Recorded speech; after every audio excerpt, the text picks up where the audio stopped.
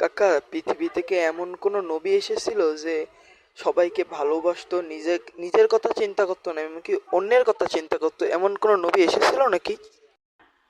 হ্যাঁ, এসেছিল এমন এক মহামানব যাকে মহান আল্লাহ রব্বুল আলামিন পাঠিয়েছিলেন রহমত স্বরূপ। তিনি ছিলেন মানবতার সর্দার, সৈয়দুল আম্বিয়া, ইমামুল মুরসালিন, শাফিউল মুজনবী, সাকিয়ে কাউসার, রহমাতাল লিল আলামিন। তিনি আর কেউ নয়, তিনি নবী মুহাম্মদুর রাসূলুল্লাহ সাল্লাল্লাহু আলাইহি ওয়াসাল্লাম। আচ্ছা কাকা, নবী কি আমাদের শাফায়াত করবেন? হ্যাঁ, নবী নিশ্চয়ই আমাদের শাফায়াত করবেন, কারণ তিনি মহানবী।